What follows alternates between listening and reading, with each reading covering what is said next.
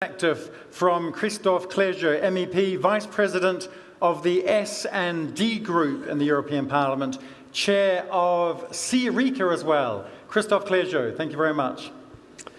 Good morning to all, dear Commissioner, dear Ministers, dear colleagues from European Parliament.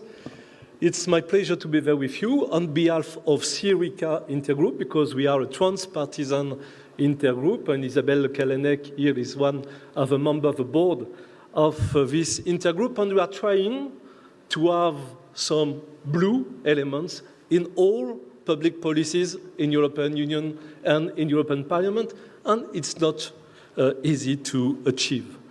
15 years ago, my first trip in Brussels as regional councillor was to try to save the shipyards that are supposed to be closed.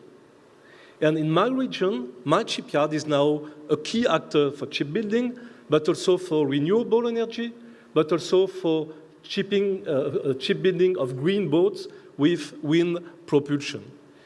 And when I see what happened these last 2 years, a lot of things have changed. For the first time, ocean is at the heart of a European agenda. And I would like to acknowledge the leadership of Ursula von der Leyen, of course, and of Commissioner Cadiz, to have been able to propose and to achieve that blue agenda. But now, we just have to remember that oceans are at risk, and that there is a risk to forget the ocean in the next months, because we are always the little thing in the global agenda, and obviously when we are facing so dangerous period. We have reached a turning point, that was your words, Commissioner, and now we have to come from Ocean Pact to concrete action to climb one more step together. When we will meet again in 1 year, the moment we will not be anymore to deal with perspective, but just to look at what we will have been able to achieve or not. We need a geopolitical ocean union.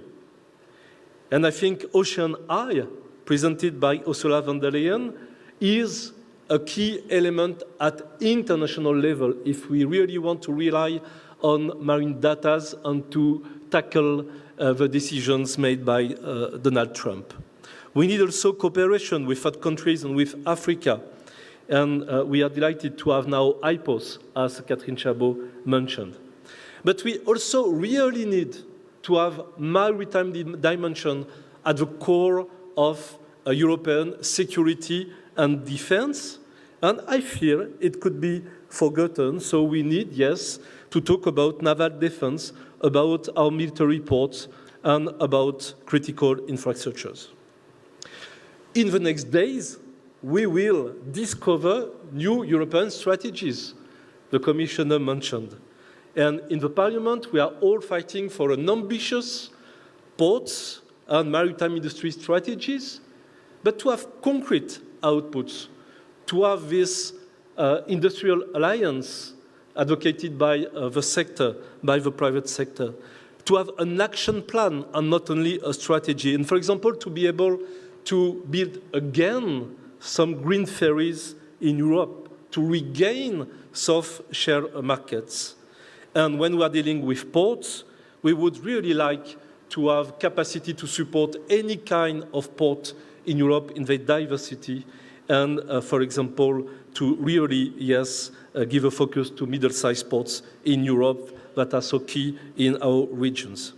And then when we are dealing with island and coastal areas and outermost region, the concrete question now is about habitability, quality of life in front of climate change and day-to-day life difficulties. Then, two last elements, Ocean Act and budget, money. My friend Carmen Crespo began to talk about money. Ocean Act should be a game changer and a key enabler, because we have a problem of credibility. We are far from the 30 objective. We are far from the good environmental status of ocean. So now we need a concrete path to be able to demonstrate with credibility that we can go quicker and we can achieve these international and European objectives on which we are not able to deliver at a good level of success. Yes, I share the approach of my colleagues that we need a single governance tool to achieve both environmental status of ocean and sustainable blue economy in Ocean Act, merging MSPD and MSFD. But we need also to hear from the NGOs their fears, because in this Europe, when we are talking about simplification, everybody understands deregulation. And a lot of NGOs just want to protect MSFD as a key framework to have concrete and precise environmental goals. So I really think we can build something new together by merging MSFD and MSPD, but we need to answer to these fears and to give guarantees that environmental objectives won't be diluted in the Ocean Act. And last but not least, in the Ocean Act, we should set an ocean mainstreaming principle to be sure that the ocean dimension will be really taken into account in any type of initiative or legislation in the next years. And obviously, the first priority to have maritime mainstreaming is MFF. Because, yes, I am fighting with my colleagues to secure money for the future of fisheries.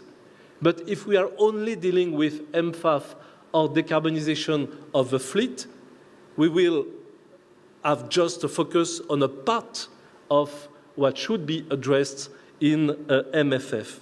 We need blue priorities in every budget and every public policies. Just one example, if we want to achieve the mobilization of 10% of European Competitiveness Fund to support all the maritime issues, we have a lot to do to convince our colleagues, the commissioners, the council, and the MEPs to converge in link with these objectives. With my team, we consider that we should mobilize 120 billion euros in the next MFF to double the percentage of mobilization of the MFF to come to 3 in the current one to 6.